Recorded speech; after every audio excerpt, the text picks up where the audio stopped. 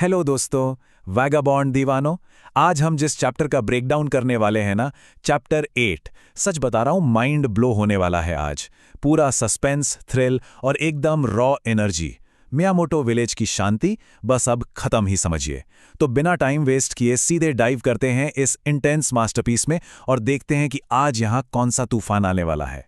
सोचो, एक बिल्कुल शांत गांव, मियामोटो विलेज। दिन का वक्त है, फसल लहलहा रही है, सब कुछ एकदम पीसफुल। पर इस खामोशी के ठीक पीछे ना एक बहुत डरावना तूफान छुपा है। एक ऐसी टेरिफाइंग डिस्कवरी जो यहाँ का पूरा नक्शा हमेशा के लिए बदल देगी। देखिए इस छोटे लड़के हैता को, लंबी घास के बीच छुपा है और उसकी हालत देखो।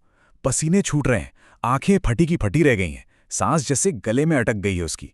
जंगल में उसने अभी कुछ ऐसा देख लिया है जिससे उसके पूरी तरह होश उड़ चुके हैं। एकदम डिसबिलीफ और शॉक का परफेक्ट एग्जाम्पल। और यही मिलती है हमें एक मैसिव बॉम्बशेल रेवलेशन। हेता खुद डर और आश्चर्य में बड़बड़ाता है, मिताहाची इज स्टिल अलाइव, ग्रैनी ओत्सु। जरा सोचिए इस बात को।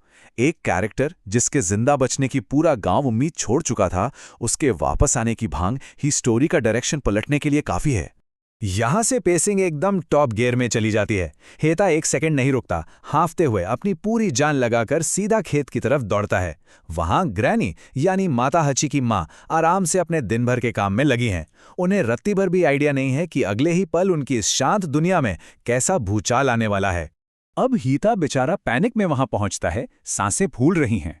पर ग्रैनी का रिएक्शन एकदम अनएक्सपेक्टेड और एग्रेसिव।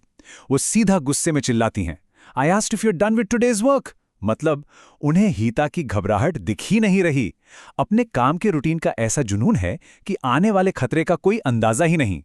लेकिन फिर एक सडन फिजिकल कॉमेडी और एक्सट्रीम शॉक।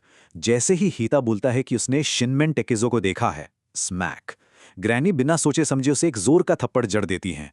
टेकेज़ो का नाम सुनते ही ना उनका पूरा डिमीनर ही चेंज हो जाता है। और अब उनके फेशियल एक्सप्रेशंस देखिए। आंखें एकदम बड़ी और फटी रह जाती हैं। एक वाइल्डली इंटेंस रियलाइजेशन हिट करता है उन्हें।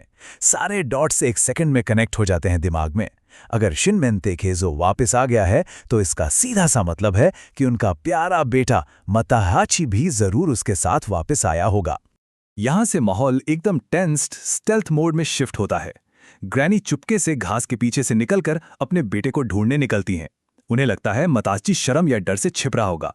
पर रास्ते में उनका सामना कुछ ऐसे लोगों से होता है जो गांव के बिल्कुल नहीं लगते। खतरनाक हथियारबंद समुराय प्रॉल कर रहे हैं मियामोटो विलेज में। टेंशन यहां बिल्कुल पीक पर है। वो सैमुराई सीधा ग्रैनी का रास्ता रोकते हैं और बहुत सख्ती से पूछते हैं, are you part of the Shinmen family? Granny का सर्वाइवल इंस्टिंक्ट तुरंत किक इन करता है। वो घबराकर अपने आप को बचाने के लिए झूठ बोल देती हैं, हेवेंस नो। उन्हें तुरंत समझ आ जाता है कि इन डेंजरस लोगों का इरादा बिल्कुल ठीक नहीं है। और यहीं पर प्लॉट थिकिन्स। समुराई बताते हैं कि वो यहाँ किसी टी पार्टी के लिए नहीं आए हैं बॉस। वो हंट पर हैं, एक अकेले बेहद खूंखार आदमी की तलाश में जिसने प्रोविंस के बॉर्डर्स तोड़ दिए हैं और 2 लोगों को मार गिराया है। द हंट फॉर शिनमेन तकेजो शुरू हो चुकी है। टेक्सो की असल रेप्यूटेशन क्या है, वो इन समुराई के शब्दों में डर बनकर झलकती है।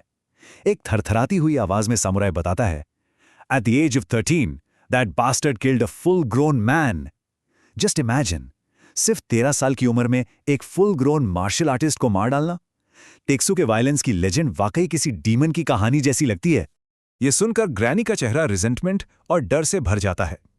वो बुरी तरह कांप रही हैं और रोतलू आवाज में टेकेज़ो को कोसती हैं। उन्हें फर्मली लगता है कि टेकेज़ो ही वो शैतान है जिसने उनके भोले भाले बेटे मताहाची को ब्रेन वॉश करके इस ब्रूटल जंग में घसीटा था। अब हार्ट बीट बढ़ने वाली है सबकी। नैरेटिव में एक ब्रिलियंट कंट्रास्ट उभर कर आता है। एक तरफ मासूम ओत्सु बहुत शांति से जंगल में फूल तोड़ रही है और ठीक उसी वक्त दूसरी तरफ सामुराइज को कुछ दूर एक ताज़ा लाश मिलती है। एक सामुराई चिल्लाता है कि बॉडी अभी भी गर्म है। इसका मतलब साफ है, टेजुको वहीं है और वो लगातार स्ट्राइक कर रहा है।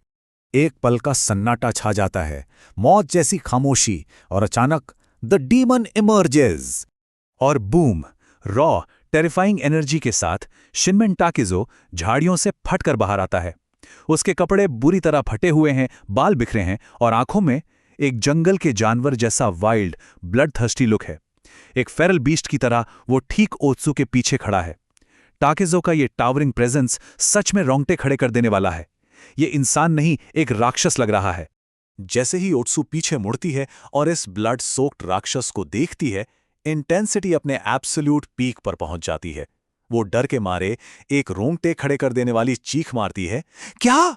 और इसी भयंकर चीख के बाद ये चैप्टर एक इंटेंस क्लिफहैंगर पर आकर फ्रीज हो जाता है।